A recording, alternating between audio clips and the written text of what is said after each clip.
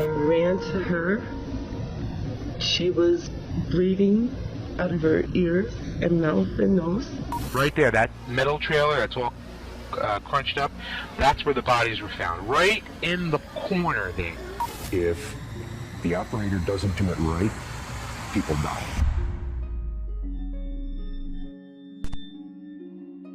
"36 amusement park disasters, 7 levels." I've assembled an iceberg containing the most disturbing things to ever happen in an amusement park. We'll start with the more unsettling incidents, and as we go down the iceberg, we'll cover some of the most chilling, gruesome, and catastrophic incidents ever to happen in a theme park. Let's start at the tip of the iceberg. Level 1. Superman Tower of Power, 2007. Only a new ride that is the tallest of its kind in the world, that soars to the top in a single bound, then blasts back down in a zero-gravity freefall. In June 2007, 13-year-old Caitlin Lassiter was in line for a second ride on Six Flags Kentucky Kingdom's Superman Tower of Power. The ride is a 177-foot drop tower that launches riders upward before free-falling back down at a speed of 54 miles per hour. The mechanism is pretty simple. The gondola goes up using steel cables connected to pistons in the tower, with emergency brakes designed to halt operations if sensors detect anything unusual. But when the gondola began its climb during Caitlin's second ride, one of the cables snapped 35 to 45 feet off the ground. In seconds, the severed cable coiled around Caitlin's neck and legs in an insane freak accident. The riders were screaming, but the operators waited a critical 10 seconds before triggering the emergency stop. By then, the gondola had reached the tower's peak and entered freefall mode, making it far too late. The loose cables tightened during the 154-foot drop, slicing through Caitlin's left femur and severing both of her feet above the ankles. The cable around her neck narrowly slipped off, preventing serious injury by the narrowest margins. The investigation revealed a serious lack of maintenance protocol at the park for years. Instead of using cotton rags to check for cable fraying as mandated by Intamin's manual, technicians applied cornstarch to reduce slippage. But all that did was cause serious corrosion. The incident led Kentucky to ban minors from operating thrill rides altogether. One of the great things about our channel is that we get to experience some incredible and horrifying mysteries and incidents that remain unsolved. They just don't have that Sherlock-level genius who can solve things. But today's sponsor, Polybuzz, does have that. Actually, their free AI chatbot app lets you have full conversations with anyone, real or fictional. Which means you can just drop a message to Sherlock Holmes and talk to him about all of the craziest mysteries you're obsessed with. How would you have solved the D.B. Cooper case? The infamous D.B. Cooper case. The hijacker who leapt from a plane, parachuted to the ground, and vanished into thin air with a ransom of $200,000. It was a mystery that captivated the world in 1971 and still remains unsolved to this day. Well, alright then, so I guess I'm just taking over for Watson for now.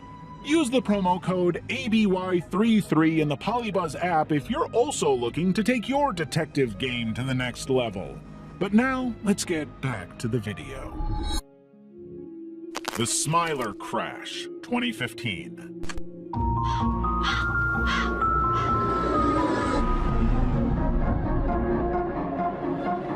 Join us. Alton's Tower Smiler roller coaster was widely promoted as the world's first 14-inversion ride. Its design was clearly built to disorient riders with corkscrews, dive loops, and a cobra roll tangled around a spider-like structure. But what made it especially unique is that the ride operated 5 trains simultaneously, theoretically cycling 960 riders per hour, all under the watch of automated safety systems. On June 2, 2015, the park was particularly busy, forcing the engineers to try and add a 5th train to manage the overwhelming crowds. But the ride had already suffered some technical faults not long before. A test train had stalled mid-circuit, but the staff didn't notice. misinterpreting the ride's control panel and manually overriding the safety protocols without physically verifying that the problem was resolved. Just minutes later, a loaded train collided with the stalled train at a speed of 50 miles per hour, crushing the front row entirely. Two young women, Leah Washington and Vicky Balch, lost their legs below the knee. Other riders suffered shattered knees, internal injuries, and a collapsed lung, and they had to scream in pain as the coaster moved forward and back. But I've heard of people coming off at that point anyway. They just stopped the ride and then they helped them down. So I've heard of that, so I just thought that's what had happened, but then there was a massive clank and we set off. The investigation unraveled a catastrophic failure of safety culture. The park had no formal risk assessments, poor staff training, and no protocol for overriding the ride's computer. Engineers working under these intensely flawed procedures assumed the system had made an error, not that a train was stranded. To save face, Alton Towers initially blamed human error, firing a ride operator for the act. But prosecutors noted that the investigation proved that the park's lax systems, not individuals, were at fault. Merlin Entertainments, the parent company, pleaded guilty to health and safety breaches, receiving a record £5 million fine. The Smiler reopened in 2016 with upgraded brakes, wind speed limits, and emergency access points. But for the survivors, the changes came too late. As one lawyer said, money alone will never replace limbs. Level 2. Killer whale incident at SeaWorld Orlando. Tilikum the orca has died after more than 2 decades at SeaWorld Orlando, where he gained notoriety for killing a trainer in 2010. One of the most popular shows at SeaWorld Orlando was the Dine with Shamu show, which promised guests an intimate glimpse into the bond between trainers and orcas. Guests would dine poolside as trainers guided the whales through choreographed behaviors, reinforcing the illusion of harmony. It was supposed to be a cute, fun vacation memory for many people. But on February 24th, 2010, the routine took an unexpected turn. Veteran trainer Don Branshaw, a 16-year SeaWorld employee, lay beside Tilikum, a legendary 12,000-pound orca with a history of fatal aggression, during a post-show interaction. She was rubbing the whale's head when he suddenly grabbed her ponytail or arm, dragging her underwater. The confusion came from the conflicting witness statements. Some claimed that Tilikum grabbed Dawn's hair, others saw him seize her arm, depending on where they sat. The attack unfolded over 45 minutes, as Tilikum refused to release Dawn's body, avoiding staff attempts to corral him with nets and food rewards. But none of this should have been a surprise. Internal records showed SeaWorld had documented over 100 incidents of orca aggression since 1988, with 2 of them specifically linked to Tilikum himself. In 1991, he had drowned a trainer in Canada and seemingly killed again in 1999 when a man's body was inexplicably found draped over him. Despite this, SeaWorld continued using him in performances, claiming to have modified protocols to protect its trainers. Those changes basically just meant that the trainers were not allowed to swim with him. But they were still allowed and even encouraged to be in close contact during relationship sessions on shallow platforms, like the one that killed Dawn. The autopsy revealed Branshaw's cause of death as drowning and traumatic injuries, including a severed spinal cord, fractured ribs, and her scalp forcibly torn from her skull. SeaWorld was fined $75,000 for willfully exposing trainers to danger, forcing physical barriers between whales and staff. Tilikum remained in captivity, performing in shows until his 2017 death.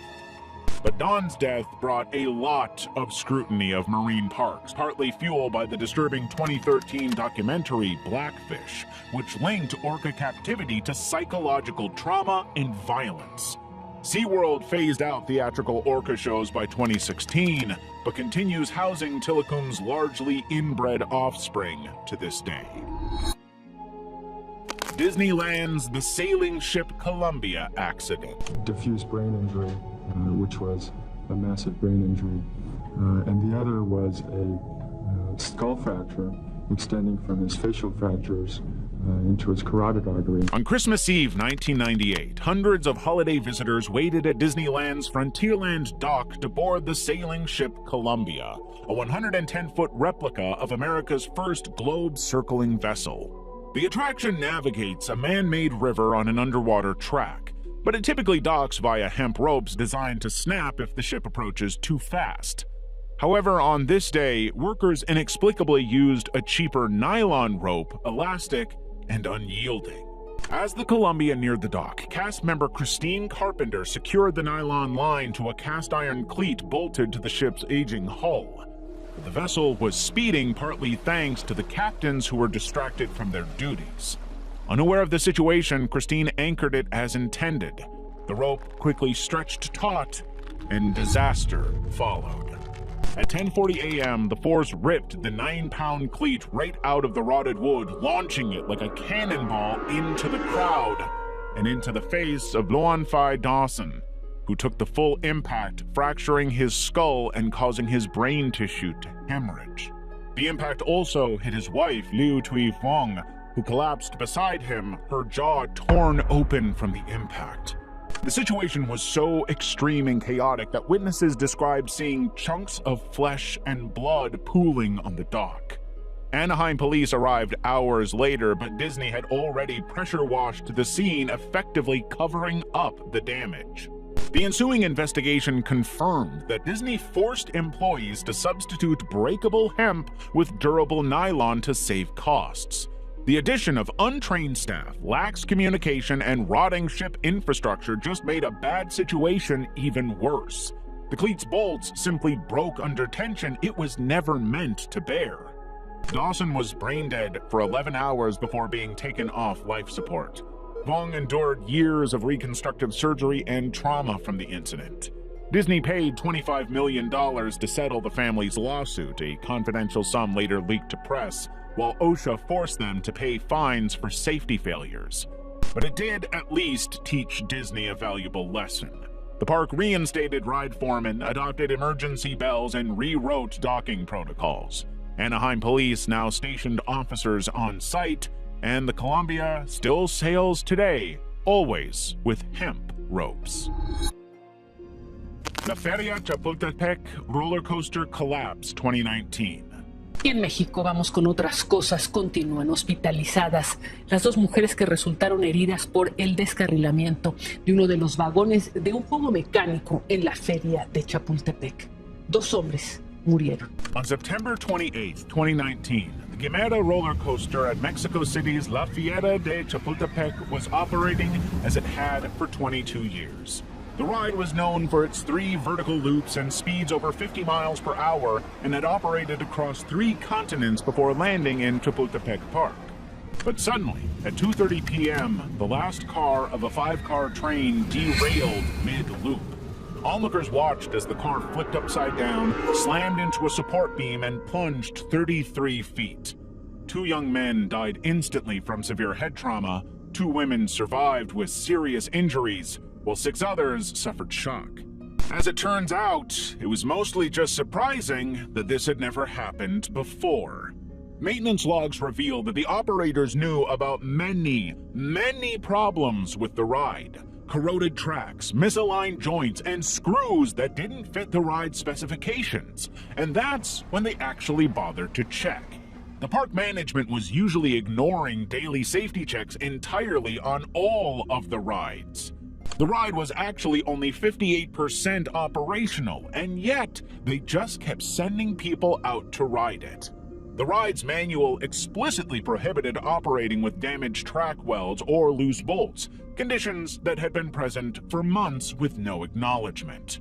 The park's operating license was immediately revoked, forcing it to permanently close on October 13, 2019. By 2023, demolition crews dismantled the site, replacing it with an urban park. The incident caused so much fear that attendance of Mexico City's amusement parks dropped 30% in the aftermath.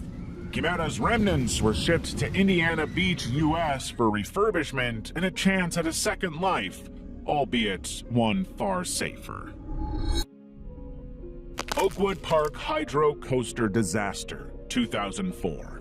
In April 2004, 16-year-old Hayley Williams was at Oakwood Theme Park in Wales preparing to get on Hydro, the park's flagship water coaster known as Europe's fastest and wettest.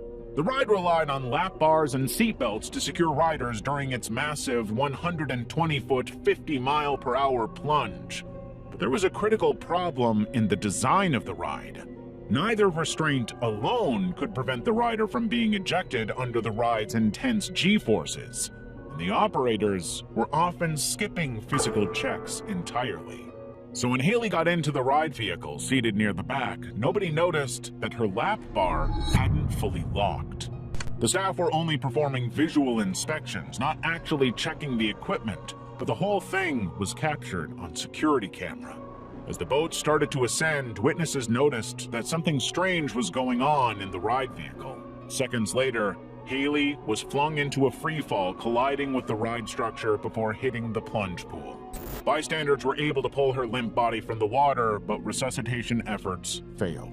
She died of internal injuries at the hospital. There was simply no way she could have survived that.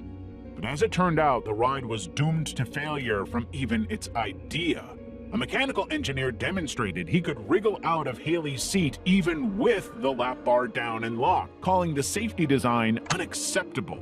Staff training had lasted just 20 minutes, and operators admitted they couldn't physically reach all of the restraints to check them. Even CCTV proved checks were glancing at best. The whole thing was doomed to disaster one way or another. In 2008, the park was fined £250,000 over the incident, but Hayley's family called the penalties inadequate, noting Hydro had reopened with over-the-shoulder harnesses months after her death. No criminal charges followed, with the coroner citing insufficient evidence for gross negligence. The ride operated for 18 more years under a rebranded name. Action Park's Alpine Slide Incident, 1980. There was no ride at Action Park that was even slightly safe, but the Alpine Slide was especially asking for trouble. This 2,700-foot concrete, fiberglass, and asbestos track snaked down a steep New Jersey mountainside with sleds controlled by a brake lever that riders quickly learned offered two speeds, agonizingly slow or death awaits. It had a stick, and ostensibly you're supposed to be able to pull up on the stick as a brake, push down on it to go faster. But one thing that I learned was very true. These sleds were often broken. It was such a notoriously dangerous ride that staff would often joke about it, but guests in bathing suits rarely received warnings beyond a vague sign about riding at your own risk. But then, on July 8, 1980, 19-year-old George Larson Jr. boarded a sled for his ride. What he didn't know was the brake was broken. Seconds after he left the start point, the vehicle careened off the track, hurling him 25 feet into rocks head first. He died 8 days later from his injury. But the park owner, Gene Mulvihill, immediately spun the narrative. He claimed that George was actually an employee riding at night in the rain, absolving Action Park of any and all liability. The only problem was that none of it was true. George had worked at the adjacent ski resort months earlier, but wasn't employed by the park that summer, and the accident occurred in daylight with no rain. This was just a classic case of disaster waiting to happen, finally happening. But nothing really happened as a result. State regulators never investigated. Gene was such an influential figure in town that nobody wanted to go after him or the park. And a fabricated insurance scheme using a Cayman Island shell company let him dodge all of the lawsuits. George's family eventually settled for $100,000, forced into silence by legal threats. Meanwhile, the slide remained open for years, but it remained an insurance company's nightmare. Riders continued to crash into walls, lose teeth, or break bones, with 14 fractures and 26 head injuries reported in 1984 and 85 alone. Gene's team constantly dismissed injuries as rider error, even as they quietly repainted pool bottoms to spot drowned bodies faster. By the time the park closed in 1996, 6 people had died across its attractions, but not a single executive faced prison time for any of it. Black Sunday at Kings Island. It was June 9th, 1991, and at the Kings Island amusement park, 22-year-old Timothy Benning leaned toward an Oktoberfest beer garden pond to splash his friend. But he was about to make the most critical, painful, and fatal error he would ever make. The water had been electrified by a faulty submerged pump with exposed wiring. As soon as his hand grazed the water, the shock knocked him unconscious, leading him to fall face down into the shallow water. When his friend and a park security guard jumped in to try and save him, both were electrocuted. Witnesses watched as CPR failed for Heathcote and Robertson, both of whom died. But somehow Timothy survived, albeit with severe burns. The pump itself lacked a ground fault circuit breaker, meaning that a $20 fix could have prevented the deaths. Frightening situation from last week at Kings Island. Well, Mason police have now identified the man. But Kings Island wasn't out of the woods. On the same night, just 1 hour later, 32-year-old Candy Taylor boarded Flight Commander alone. The ride's open-air pods spun riders 70 feet high using joystick controls. But suddenly, Taylor's capsule rolled sharply left. When the pod inverted, she slipped through a gap between the seat divider and restraint, falling headfirst onto the concrete and dying.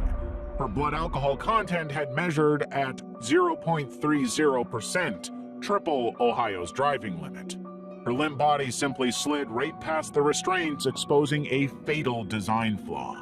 By midnight, helicopters had airlifted 3 bodies from the park. Meanwhile, at Kings Island near Cincinnati, the investigation continues into 2 bizarre incidents that left 3 people dead. OSHA fined Kings Island $23,500 for electrical violations at the pond, while Flight Commander reopened in 1992 with modified restraints and joystick guards. Neither incident triggered permanent ride closures until public backlash became too serious to ignore. The whole incident was deemed Black Sunday by the local media. Pendulum ride in India snaps in mid-air. On July 2019, young people poured into Ahmedabad's Kankaria Adventure Park looking for thrills and adventure. But some of them were about to get a lot more than they bargained for or even wanted. A group of teenagers climbed onto the Discovery Pendulum Ride, a giant spinning ring of 32 outward-facing seats suspended from a 20-foot shaft. The ride's design relied on a counterweight system. A central shaft swung the passenger ring in pendulum arcs while rotating it rapidly, but something went horribly wrong. Videos show the metallic arm cracking in two, slamming riders into support beams before free-falling to concrete. 2 young adults died instantly. 29 others, many of them teenagers, were left with broken limbs, head injuries, or crushed torsos, trapped in the restraints as bystanders tried to help them out of their seatbelts. And then suddenly that ride snaps and that bottom half comes crashing down. And Ahmedabad, India, say 2 people were killed instantly. Forensic reports later revealed a critical welding failure in the main shaft's load-bearing cable, which detached during operation. Eyewitness footage spread across social media within minutes, showing grainy clips of the fracture, the crash, and bloodied victims being dragged from debris. One viral post showed a rider hurled from their seat mid-collapse. Ahmedabad's police took it seriously, charging 6 individuals with culpable homicide, including the park's managing director, Ghanshyam Patel, and his son, and the ride operators. Just days earlier, the ride's operator, Superstar Amusement, had filed a maintenance report noting a nut-bolt replacement, suggesting that no structural overhaul was required. This was a much bigger problem. There were no formal inspection protocols for the rides, despite a near-identical cable malfunction on a Ferris wheel at the same park just weeks before. Criminal proceedings dragged on for years, with the operator briefly barred from reopening before resuming business in 2023, without the now dismantled Discovery ride. The victims' families received around $12,000 compensation each, though no convictions have been secured as of 2025. Level 3. The Roger Rabbit cartoon spin accident. On September 22, 2000, 4-year-old Brandon Zucker sat beside his mother and brother in one of the taxis in the Roger Rabbit cartoon spin at Disneyland. There's something new at Disneyland. It's the new Roger Rabbit's cartoon spin in Mickey's Toontown. The ride spins guests through a slapstick cartoon world with bright colors, dancing fire hydrants, and a cab named Lenny that riders can whirl like a teacup. But as the car jerked sideways, Brandon slipped out of the open-sided car because of a failed lap bar, later found to have malfunctioned. He fell under the following cab, which dragged him 10 feet before stopping. Witnesses described his father screaming for help as the ride continued moving. Brandon was pinned for roughly 10 minutes, crushing his pelvis, collapsing a lung, and cutting off oxygen to his brain. Paramedics restored his pulse, but irreversible brain damage left him unable to walk or speak. State investigators blamed Disney for seating him near the open entryway and failing to secure the lap bar.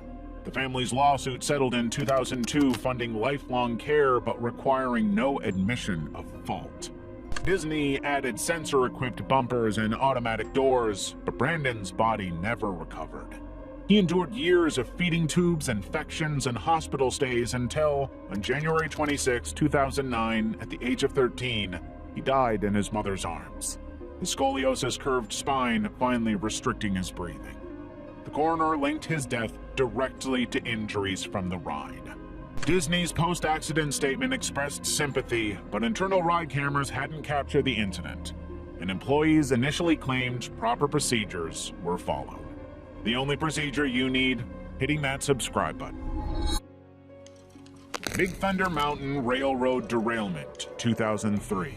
On September 5th, 2003, Disneyland's Big Thunder Mountain Railroad opened as usual, with hundreds of people coming in and having a good time. It's a Big Thunder Mountain, but every day, Big Thunder strikes. Until Train 2 entered its 13th cycle, that is. 3 days earlier, this train had been serviced to ensure maximum safety and upkeep, but the engineers in charge overlooked something critical. 2 bolts securing the left guide wheel assembly weren't properly tightened, and a safety wire meant to lock them in place was missing. It was a death trap waiting to happen. As the train climbed a tunnel incline around 11:20 a.m., that loose assembly detached. The train's rear axle jammed, forcing its front downward while the back slammed upward into the tunnel ceiling. The force ripped the tow bar connecting it to the first passenger car, which then rocketed into the derailed train's undercarriage. Marcelo Torres was seated in the front row and got crushed by the collision. His ribs were fractured, his lungs lacerated, and his blood loss catastrophic. 10 others sustained injuries ranging from broken bones to consciousness as the train screeched to a halt mid-tunnel. It was an unthinkable disaster. Anaheim firefighters arrived within minutes, but they faced an unthinkably dangerous rescue mission. The wreckage was lodged at a steep angle, requiring stabilization equipment to safely extract the trapped passengers, and they didn't have much time. Some of the survivors fled on foot, while others remained pinned for nearly an hour before paramedics could reach them. The park staff later admitted that they heard unusual noises from train number 2 during those earlier cycles, but because of that earlier service, assumed everything was fine and decided not to halt operations. Torres' death marked Disneyland's first fatal ride accident since 1998. His family later settled a lawsuit alleging cost-cutting had compromised safety, though Disney denied all allegations of systemic neglect. Disneyland's America Sings accident, 1974. In June 1974, Disneyland opened its patriotic musical revenue America Sings, with rotating theaters shuttling guests past animatronic animals belting out folk tunes. Yeah.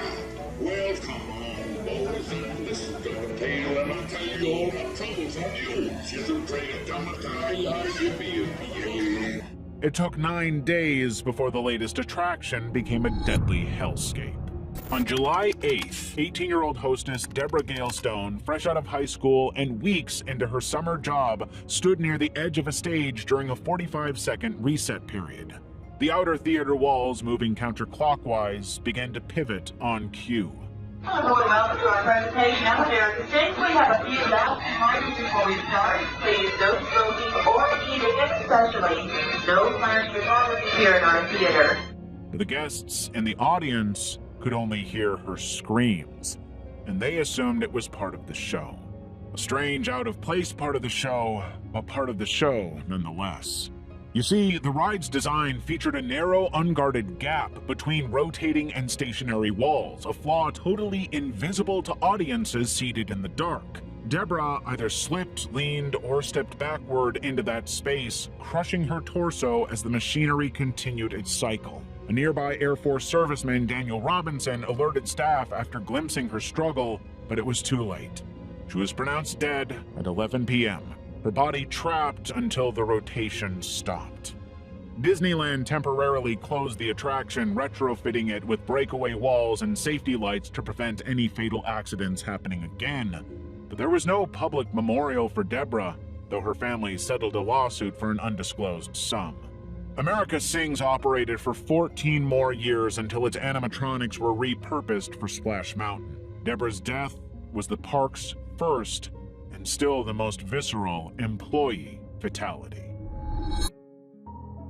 Girl flung from ride at China amusement park. The mobile footage starts with laughter. Teenagers are strapped into spinning seats at Chaohua Park's Travel Through Space ride. But 13 seconds in, the footage takes a dark turn.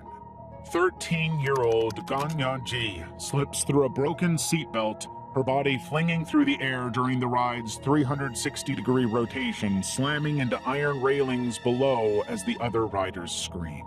The attraction, designed to flip riders upside down at high speeds, relied on two safeguards, a waist seatbelt and an overhead safety bar.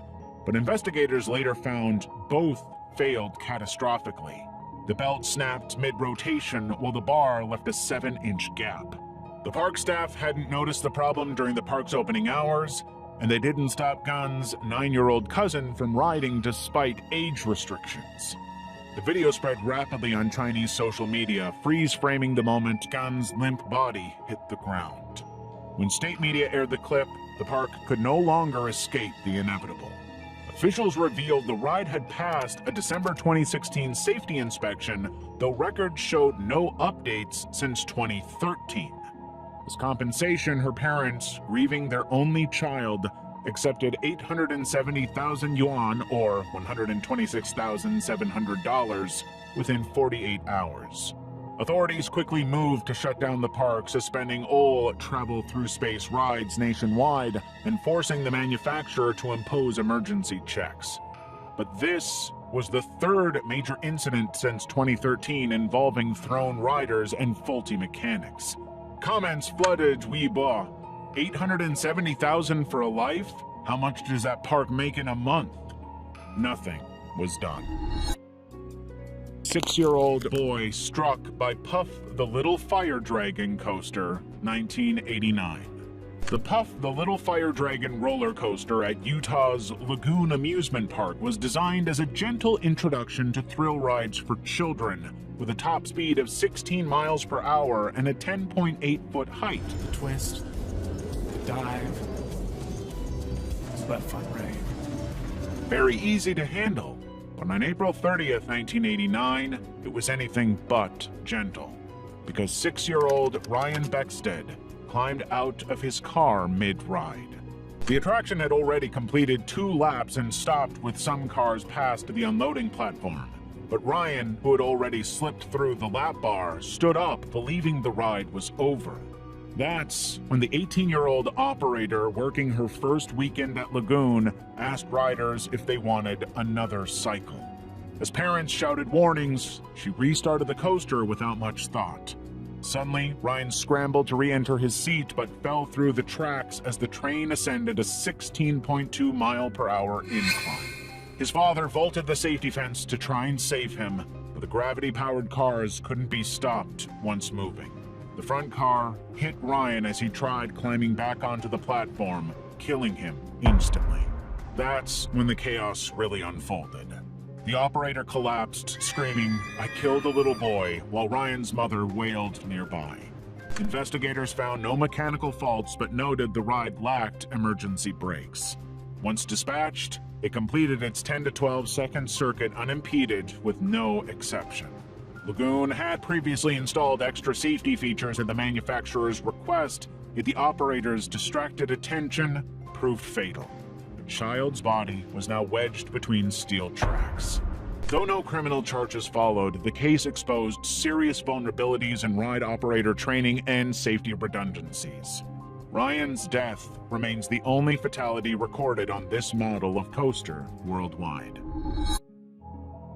Ride of Steel Fall at Six Flags Darien Lake, Buffalo, New York, 2011. A U.S. Army veteran who lost both legs while serving in Iraq was thrown from a 200-foot-high roller coaster near Rochester, New York, and later died. In June 2011, 29-year-old Iraq War veteran James Hackemer visited Six Flags Darien Lake with his family. He was a double amputee, having lost both legs in a 2008 roadside bomb explosion. And even though the Ride of Steel's entrance sign clearly required riders to have two legs, he just walked right past. Employees even directed him to the disability access exit. The only problem was that this 208-foot hypercoaster would hit 73 miles per hour with only lap bars and seat belts as restraints. And even though this was obviously going to go horribly wrong, James's nephew lifted him into the front row seat. 3 attendants saw the whole thing but allowed boarding, even checking the restraints before launching the ride. As the train came over a 150-foot hill at 70 miles per hour, wind ripped James's baseball cap away.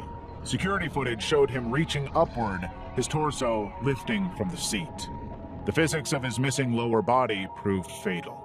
Without legs to anchor against the T-bar, the centrifugal force ejected him mid-drop.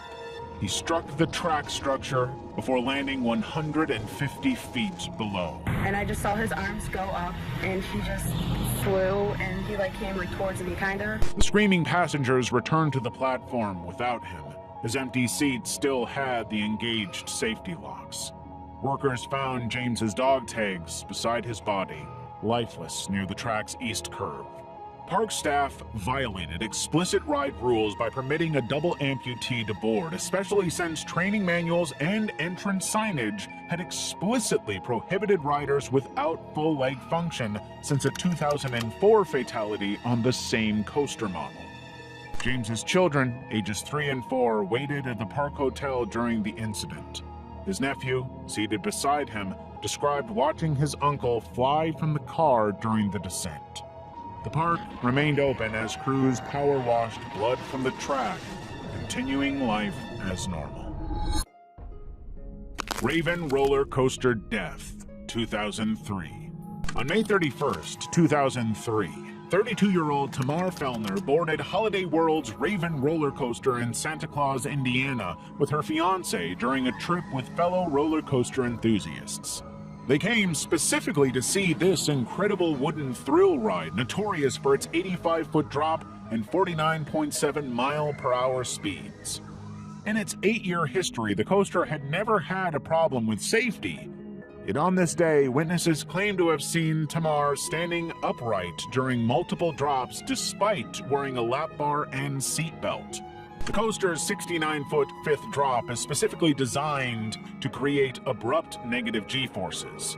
But these forces were so powerful that Tamar was catapulted 60 feet from the final car's back row, landing on the tracks below.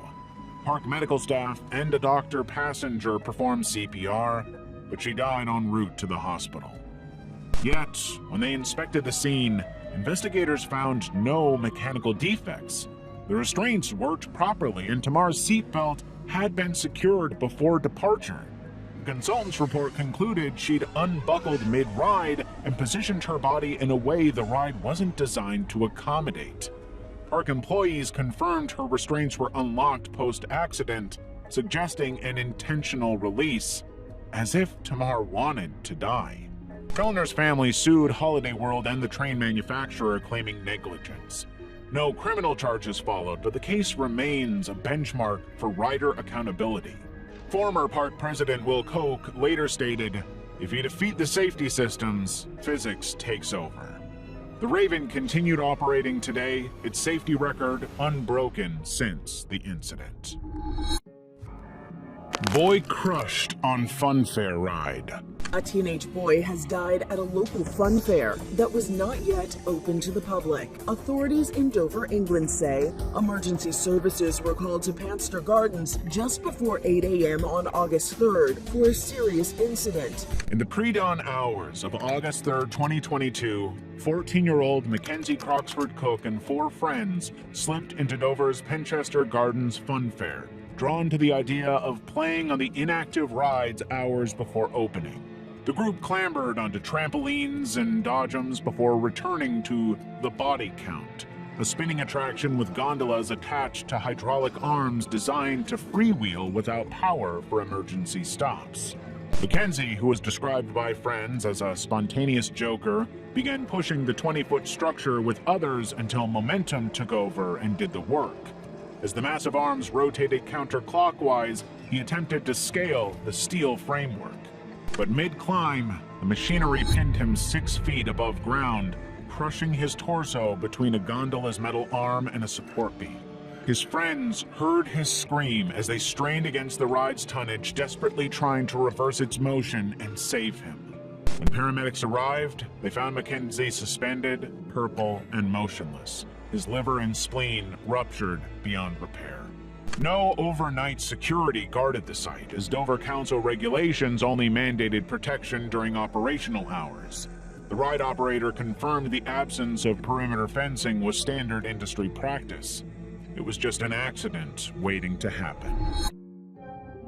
Level 4. The Grandma and Kid Disaster of Indiana Fun Park. On August 11, 1996, a miniature train at Indiana's old Indiana Fun Park jumped its tracks during a curve, killing 57-year-old Nancy Jones and crushing her 4-year-old granddaughter Emily Hunt beneath the cars, leaving Emily paralyzed from the chest down. The train was rounding a set of curves. The lady that was killed, we believe, hit a tree. Investigators later determined the train had been barreling down the track at speeds far beyond its 12-mile-per-hour safety limit. The ride operator claimed to have slammed the brakes before the curve, but inspectors found a cascade of failures. The brake systems were disconnected, anti-derailment devices missing, and the speedometer was shattered. The track itself was littered with debris from previous breakdowns. And, most shockingly, state records showed the train had derailed 79 times in the 2 months before the fatal crash, sometimes 15 times daily. Yet it managed to pass 2 inspections by an inspector who later admitted he lacked the proper qualifications. Owners acknowledged negligence but denied prior knowledge of the ride's condition, despite park logs documenting chronic mechanical issues for a long time. The park closed months later, its assets auctioned to pay $1.2 million in debts. Emily Hunt's injuries, requiring a tracheotomy and lifelong respiratory care, motivated the creation of Indiana's 1997 Emily's Law, mandating stricter ride inspections and increased liability insurance. Though the family received $1.5 million, the owners avoided criminal charges through bankruptcy. Remnants of the park's log flume now gathered dust in a Pennsylvania storage yard, while the site itself became a hop farm. Fall from haunted mine drop at Glenwood Caverns, Glenwood, Colorado, 2021. On September 5th, 2021, 6-year-old Wangel Estefanos boarded Glenwood Caverns Adventure Park's Haunted Mine Drop Ride, a 110-foot freefall attraction where riders plummeted down a pitch-black shaft. The ride required 2 seatbelts per passenger, both manually secured by operators before each descent.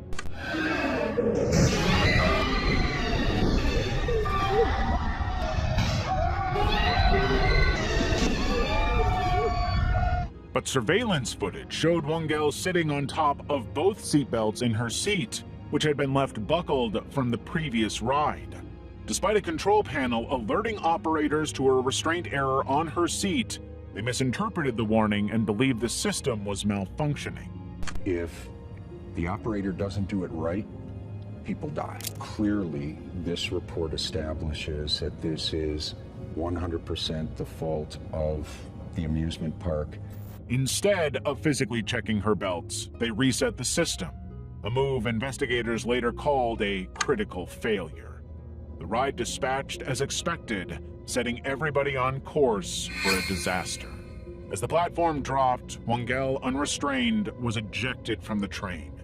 She fell the full shaft height, striking the concrete below. The Garfield County coroner later confirmed her death resulted from multiple blunt force injuries.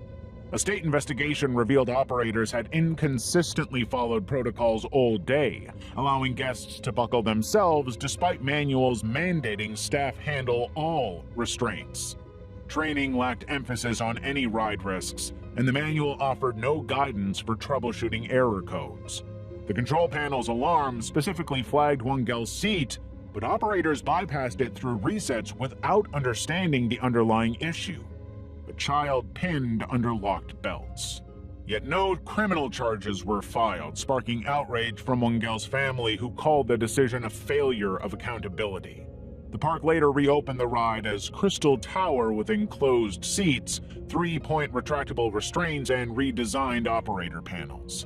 Key evidence, including the operator's confusion and the systemic lack of safeguards, just confirmed that all of this was preventable. They just weren't paying attention. Perilous Plunge, 2001. On September 21st, 2001, Lori Mason-Larez, a 40-year-old mother of 5, boarded Knott's Berry Farm's Perilous Plunge during a private event. The ride's centerpiece was a 115-foot near vertical drop, promising a 50-mile-per-hour thrill, secured only by a lap bar and waist seatbelt.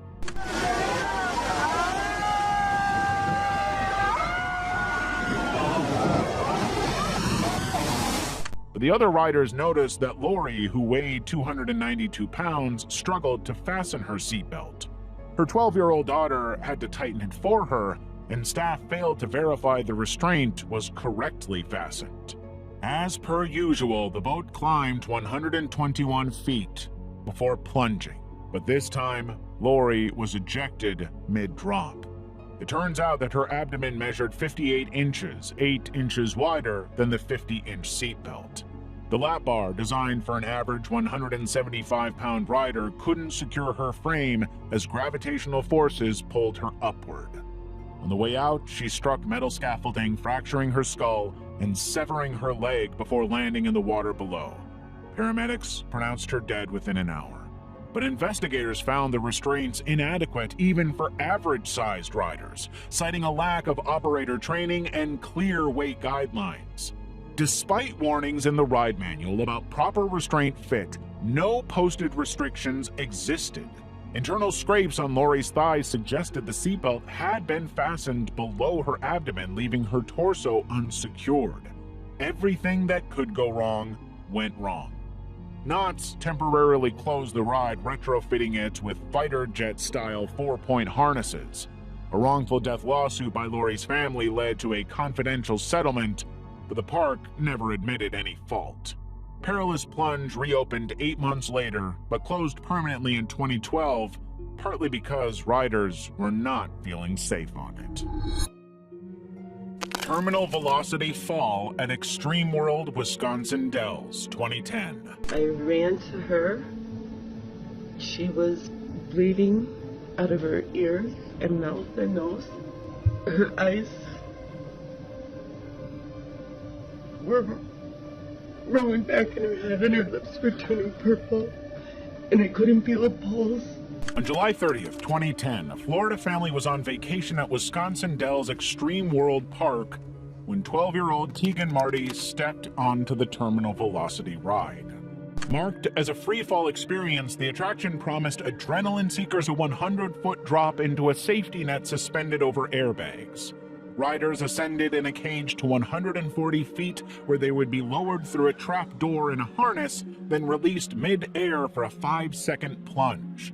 The net elevation relied on 2 operators, one at the top to trigger the release and another on the ground to confirm the net's position. But on this day, the ride operator, Charles Carnell, released Tegan before the net was raised.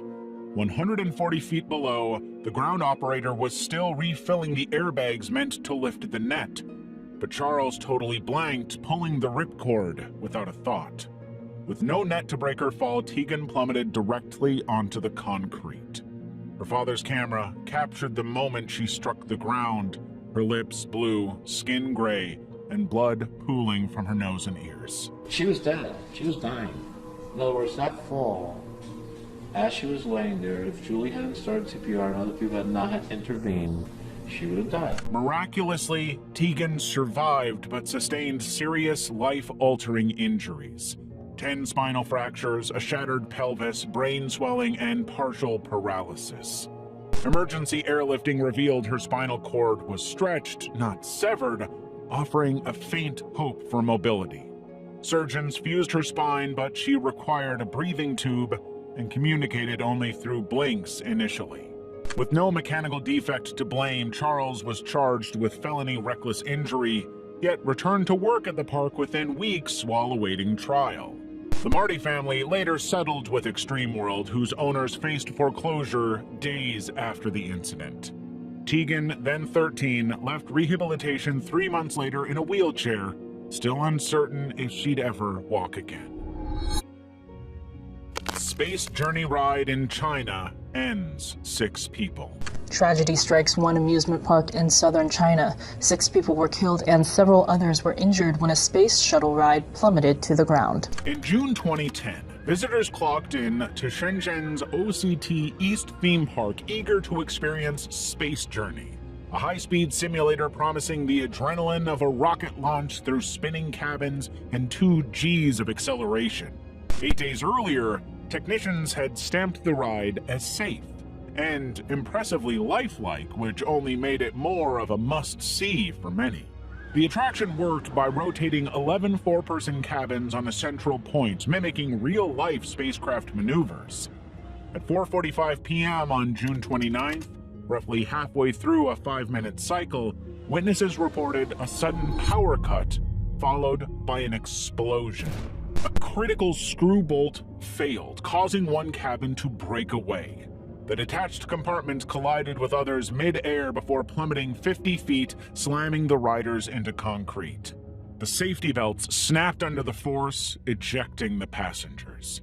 Survivors and onlookers had to cope with the burning smell, the screams, and the sight of bodies pinned under the debris. Some people fell onto the rail, and some fell onto the ground. Some people died instantly and were just hanging dead in their seats. First responders took 20 minutes to reach some victims, while park staff scrambled to shut down the ride. 6 people died instantly or en route to hospitals. 10 others suffered severe injuries, including crushed limbs and head trauma. Among the injured was a Hong Kong tourist undergoing emergency surgery. Investigators later revealed the bolt had gone undetected during routine checks, hidden behind layers of inaccessible machinery due to the seriously flawed design. Though the ride passed its most recent inspection, maintenance teams couldn't physically examine the component without disassembling the entire structure, which was a clear flaw baked into the design. The incident triggered nationwide safety overhauls, but for families of the dead, the reforms came too late. They had lost their loved ones. Raging river drowning at Adventureland Park, Altoona, Iowa, 2021. Adventureland's Raging River is officially shutting down for good following a fatal accident in the summer of 2021. Adventureland Park's Raging River ride was advertised as a family-friendly rapids attraction since 1983. It was pretty much the same as other rapid rides, with 6-person rafts navigating a concrete trough filled with circulating water. But on July 3rd, 2021, mechanical pump failures caused water levels to rise abnormally, creating turbulent currents that destabilized all of the rafts. The Jaramillo family were among those caught up in the chaos. As Jaramillo's 1,700-pound raft entered a curved section, water started to flood it, scraping its deflated air buoys against the edges of the route. The raft repeatedly collided with the concrete walls before flipping upside down, trapping 11-year-old Michael and 15-year-old David Jr. beneath the water in their seatbelts.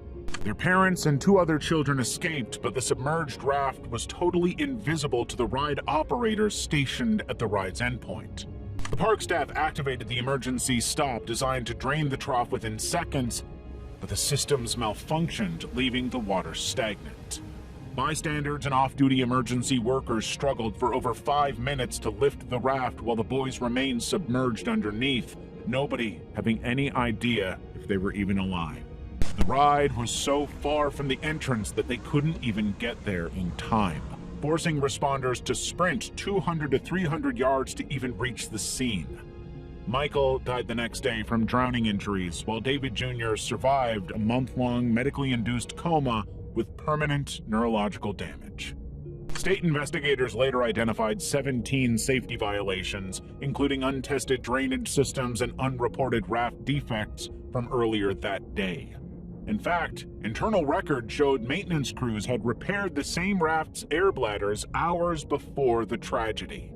The ride, permanently closed in 2023, remains central to an ongoing wrongful death lawsuit alleging systemic negligence. Freak accident in China amusement park. On May 1st, 2015, Sheshong Pingyong Amusement Park celebrated its grand opening with The Scream, a 10-meter-tall booster ride spinning riders at high speeds. It was 12:05 p.m. when passengers were boarding the newly installed attraction, when riders reported a sudden jerk of motion before the safety harnesses were even locked. The ride's exposed electric motor, which was controlled manually via a lever, activated prematurely, launching 5 people into the air at heights well exceeding 3 meters. 2 people were killed after being thrown from a brand new ride at an amusement park in China on Friday. 2 victims, including an 18-year-old boy, died instantly from impact trauma on the way down, while 3 others suffered critical injuries. Blood pooled near the ride's base as bystanders filmed the chaos on their phones. The $50,000 ride lacked basic safety protocols. There were no sensors to detect unlocked restraints, no programmed cycles, and no fail-safes to prevent operator error. Unlike regulated booster rides with hydraulic restraints and automatic checks, the Scream used flimsy over-the-shoulder buckles that required manual verification from staff members. But it was much more than one faulty ride. Investigators later confirmed the entire park was operating illegally. Permits were missing, and the ride had originated from an unlicensed factory in Henan province known for cutting corners. All this to say that the staff had absolutely no training to handle the malfunction-prone equipment. Witnesses said the staff may have started the ride before the tourists had a chance to buckle their safety belts. The ride operated for less than 5 minutes, but now it had been shut down entirely. Authorities shuttered the park within hours, detaining its owner for criminal activity. Autopsy reports and graphic photos circulated online showing the victims mid-fall and crumpled on the concrete. By 2018, the site was demolished entirely. The manufacturers of similar rides continued advertising on Alibaba and Facebook. Level 5. Japanese roller coaster car derails for 300 yards, 2007. On a sunny afternoon in May 2007, Osaka's Expo Land was full of families celebrating Children's Day. The Fujin Raijin 2 roller coaster, a 15-year-old stand-up ride, loaded 20 passengers for what seemed like another routine run. But as the train crested its second hill, a sharp crack echoed beneath car 2. The riders had no idea what it was, but it wasn't good. In fact, the left wheel axle, untouched since the coaster's 1992 installation, had snapped from metal fatigue, its material weakened by years of stress cycles. The derailed car tilted 45 degrees, slamming the front row headrest of 19-year-old Yoshino Kogawara into a maintenance catwalk at 15 miles per hour. Her head was pinned between the guardrail and the seat as the train dragged her over 300 yards, leaving a gruesome trail of blood. She died instantly. Her body remained lodged in the metal while the coaster screeched to a halt. 18 others suffered fractures and whiplash. Investigators later found Expoland had skipped mandatory annual inspections, opting to glue worn parts instead of replacing them. When the train crashed, her head struck the rail and then got caught between a leaning car and the rail, killing her instantly. The axle's safety factor, a mere 1.6 to 2.8 versus the industry standard 10, left no margin for error. Park staff admitted they hadn't disassembled the ride since 2006, blaming lack of workspace. Within months, Expoland shuttered permanently, its reputation irreparable. Nationwide inspections flagged 15 other coasters with similar risks, prompting stricter laws and costly safety tests that shuttered smaller parks. Yoshino's death marked Japan's first fatal amusement park accident, leaving a horrific mark on the local industry.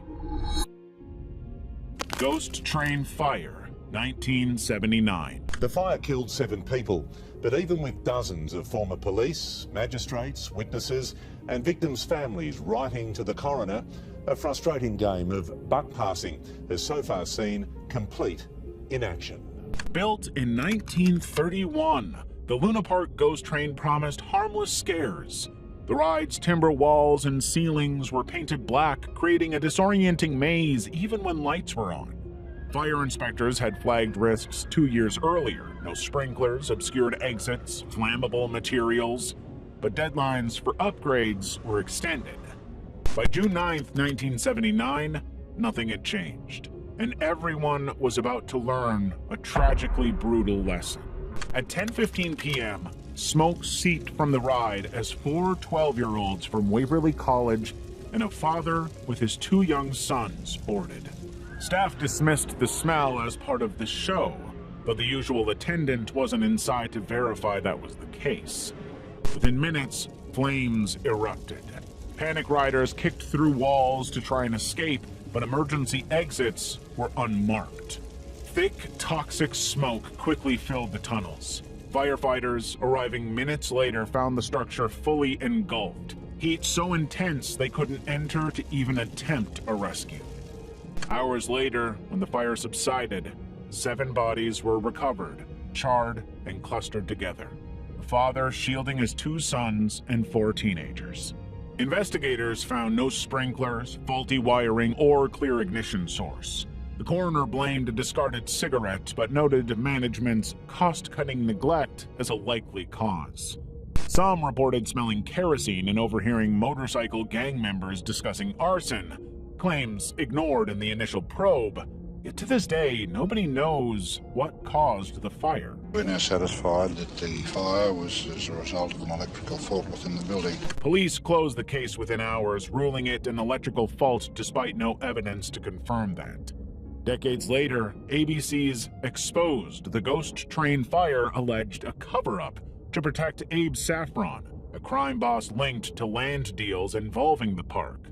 Former officers admitted evidence was suppressed, witnesses threatened, all to protect him. But as the ABC's Exposed documentary series revealed, Doug Knight, the officer in charge of the Luna Park fire investigation, was highly corrupt. No criminal charges were ever filed.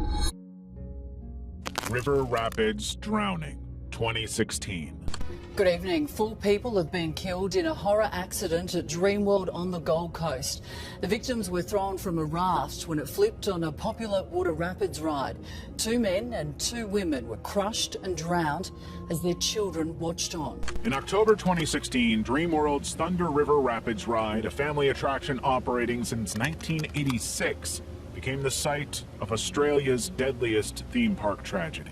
The ride used conveyor belts to lift 6-person rafts through shallow rapids, relying on 2 water pumps to maintain critical flow levels. But at 2 p.m., Pump 2 failed, draining water from the channel.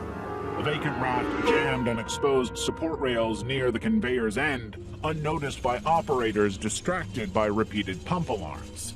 50 seconds later, a second raft carrying 2 families reached the malfunction zone. With insufficient water to float freely, it collided with a stranded vessel. The still-moving conveyor belt forced both rafts into a vertical position, ejecting 4 adults into the machinery below. Onlookers had to hear the horrific sounds of screaming and crushing as the conveyor tried to drag victims into its mechanics. One woman became wedged between the raft and guardrail, another trapped in the conveyor's slats. 2 children, seated in the raft's center, clung to safety as water continued draining around them. Thing flipped, and obviously there were kids on board screaming while their mum was trapped under. The problems had been building for a long, long time. The failed pump had tripped 3 times in the days leading up to the problem, with staff simply resetting it rather than trying to solve the problem. No automatic water level sensors existed, despite a 2014 recommendation for a $3,000 retrofit. Even the conveyor was designed poorly, with modified slat spacing in the 1990s creating dangerous gaps, allowing passengers to fall through. And on top of it all, operators received 90 minutes of training, with one admitting they didn't know how the emergency stop worked.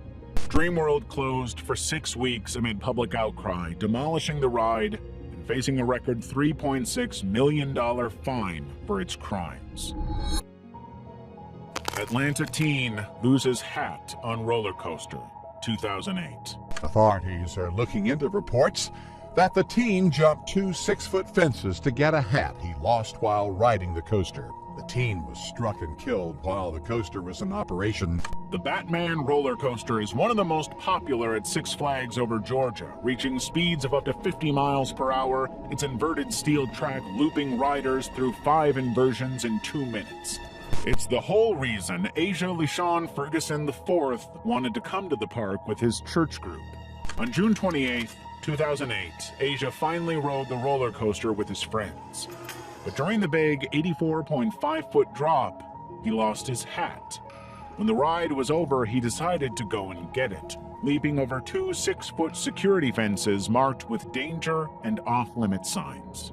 He cut through a restricted maintenance zone and finally found his hat, but the roller coaster was still operating at full speed, and he just so happened to be standing near the ride's lowest clearance point.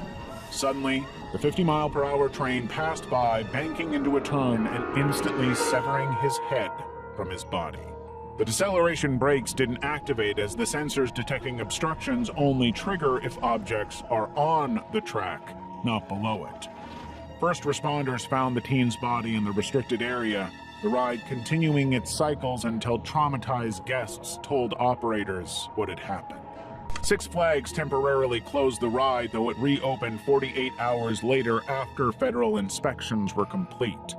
Park officials emphasized Asia had ignored multiple physical and visual warnings, while witnesses insisted he'd been chasing the lost hat. Police later dismissed the hat retrieval theory, stating he took a shortcut from the exit, but those who knew Asia said that argument made no sense and was totally unlike him. The Batman ride had previously killed a groundskeeper in 2002 when a passenger's dangling leg struck his head. Both victims died in zones engineering failsafes don't monitor, making for a sinister link. Level 6. Haunted Castle Fire at Six Flags Great Adventure, 1984. On May 11, 1984, a group of teenagers entered the Haunted Castle at Six Flags Great Adventure, a maze-like attraction built from 14 interconnected trailers lined with foam-padded walls and wooden partitions. The ride is designed to disorient guests with strobe lights, tight corridors, and live actors jumping from hidden alcoves. But the temporary structure operated in a legal gray area that allowed them to avoid fire codes requiring sprinklers, smoke detectors, or clear exit routes. Around 6:30 p.m., a 14-year-old visitor ignited the foam padding with a lighter while guiding a younger companion through the darkened maze. The The flames spread rapidly across a variety of materials, including polyurethane, fabrics, and plywood, filling corridors with toxic smoke. Employees initially dismissed the shouts of fire as part of the act to try and scare them, but within minutes, the trailers became an inferno. 30 patrons scrambled through pitch-black passages, some of them still mistaking smoke for special effects, until it was too late. 8 teenagers, aged 15 to 19, collapsed near an exit obscured by the maze's intentionally chaotic layout. Their dead bodies found faces pressed against air vents in a final bid for oxygen. Right there, that metal trailer that's all crunched up, that's where the bodies were found, right in the corner there. Investigators later revealed the haunted castle had ignored 5 years of consultants' warning about fire risks. Park employees testified management rejected safety upgrades to cut costs, relying on temporary status to bypass inspections.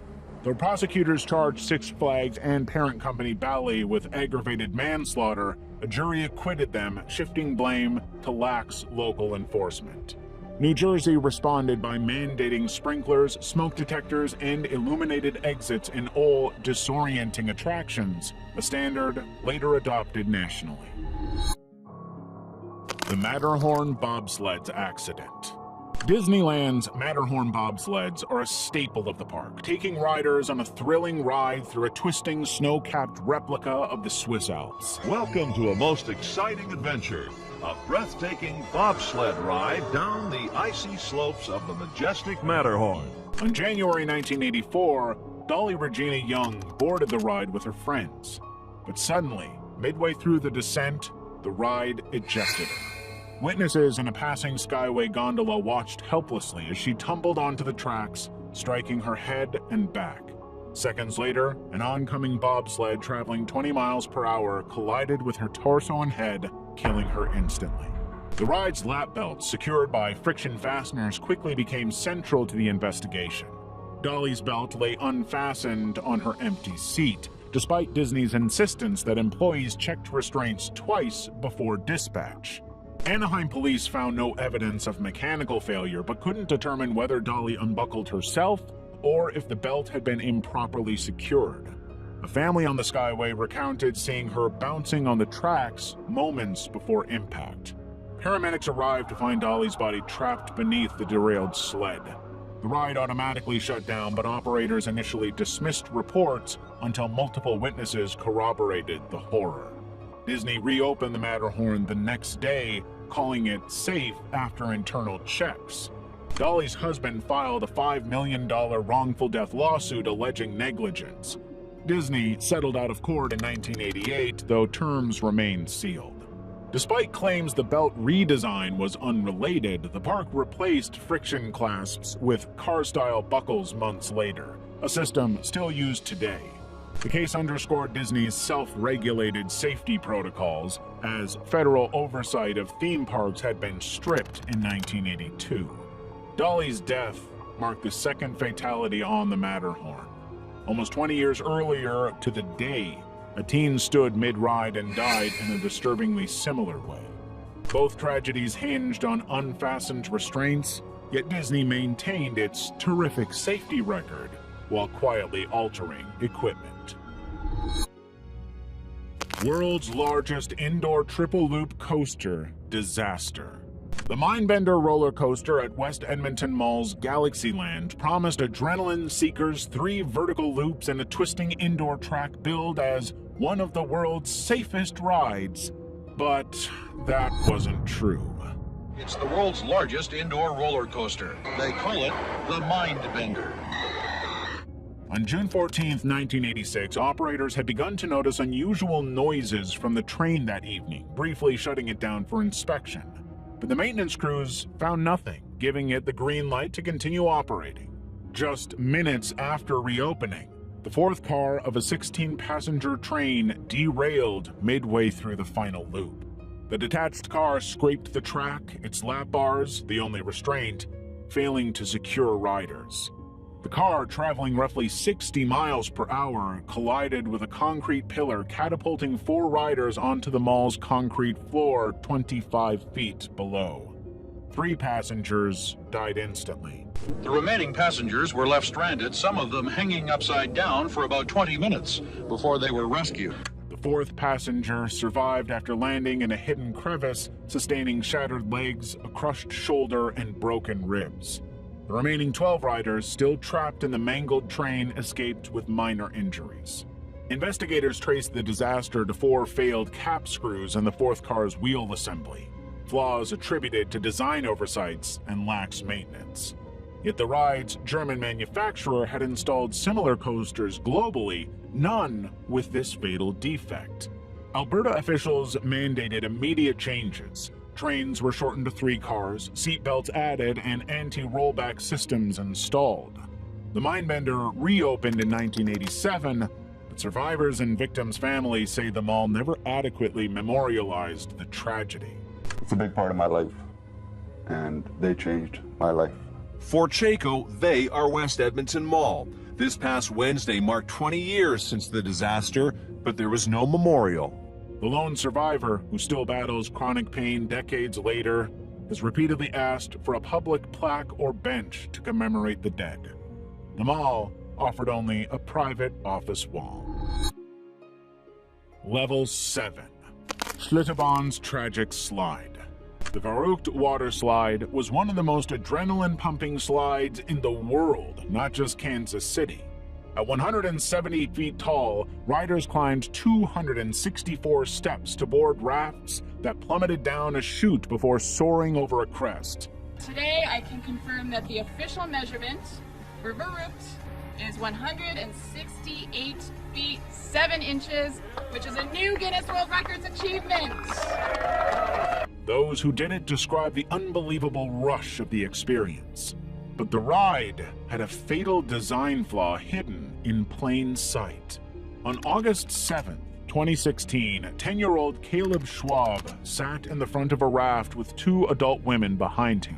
Though their combined weight of 546 pounds fell below the 550-pound limit, the uneven distribution destabilized the raft. As it started to come over the top of the second hill, the front lifted, catapulting Caleb into the overhead netting. His head struck a metal support pole, decapitating him instantly.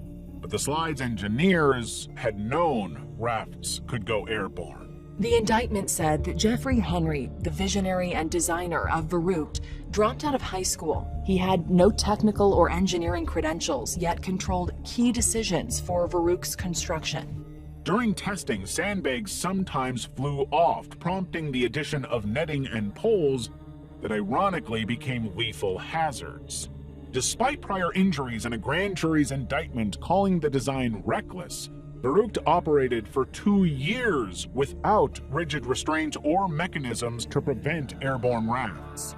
State audits after Caleb's death revealed Schlitterbahn's systemic failures. 147 safety violations across 11 rides, incomplete training manuals, and unreplaced mechanical parts. Yet charges against the slide's co-owner and designer were dismissed in 2019 when a judge ruled prosecutors used improper evidence. Caleb's family settled for $20 million, while the 2 injured women received undisclosed payouts. The netting, meant to save lives, still hangs in new photos. Schlitterbahn demolished Verrückt in 2018, but the slide's German name, Crazy, now echoes as a grim punchline. Woman falls 75 feet off Texas Giant roller coaster, 2013. Here tonight out of Arlington, a woman has died after falling off of a roller coaster. Six Flags Over Texas confirms the woman was riding the Texas Giant coaster just after 6:30 this evening when she fell. On July 19, 2013, 52-year-old Rosa Esperanza boarded the Texas Giant roller coaster at Six Flags Over Texas, a 14-story hybrid steel and wood structure with a 79-degree drop. Before the ride began, Rosa had voiced concern about her T-shaped lap bar, telling a park employee she'd only heard 1 click, fewer than others. But she was reassured it was secure. She was like, she asked them to click her more than once, and the guy was like, oh, as long as she heard a click, you're okay. Her daughter and son-in-law sat in the front car while Rosa rode behind them. As the ride began its first steep descent, her daughter turned to see Rosa upside down, feet in the air, desperately gripping the restraint. Seconds later, the lap bar released, ejecting Rosa from the third row. She fell 75 feet, struck a metal support beam, and landed on a tunnel roof. First responders found her body partially severed and strewn across an 80-foot area, with blood and tissue scattered near the impact site. The autopsy confirmed extensive trauma to her torso from the fall. They were screaming when they came back, and they were trying to get out of the restraint, and they were screaming, my mom, we gotta get my mom, she's gone. Park employees struggled to locate her initially, with police discovering the scene nearly an hour later. Investigators later found 4 inconsistencies in the ride safety systems, including a defective limit switch on Rosa's car. Despite Six Flags' claims of no mechanical failure, the Texas Giant temporarily closed, adding seatbelts and redesigned restraints. Rosa's family sued, alleging negligence, and described her final moments as screams for help before she vanished from view, never to be seen again. 2015 New Taipei Water Park fire. It was a hot summer day in Taipei, nearly 100 degrees. People had gone to the water park to cool down and have some fun. Then, without warning, the party scene turned to a scene of disaster.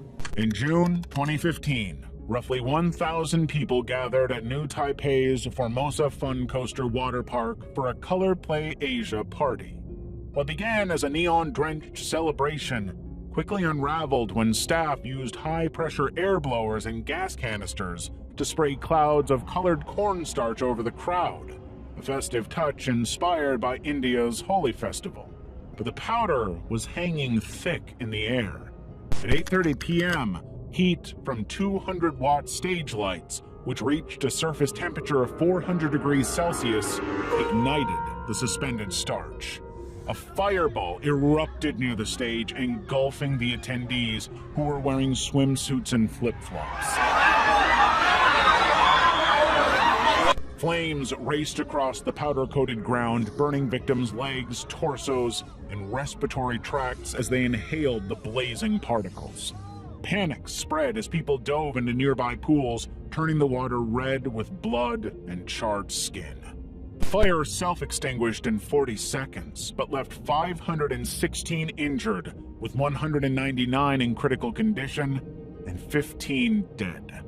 Burn units overflowed, with hospitals urgently requesting skin grafts as survivors faced up to 90% body burns.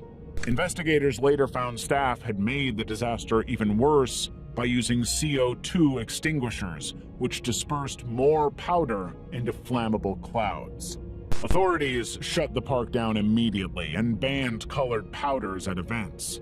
The organizer, Lu Chongqi, received a 5-year prison sentence for negligence, though nobody knows what was in the powder to make it so flammable. Only one person, the organizer of the event, Lu Zhongji, was indicted for negligence. 9 others, including those associated with the venue, were not charged. If you're still in the mood for more disturbing content, why not check out this video on the most disturbing Instagram accounts we could find.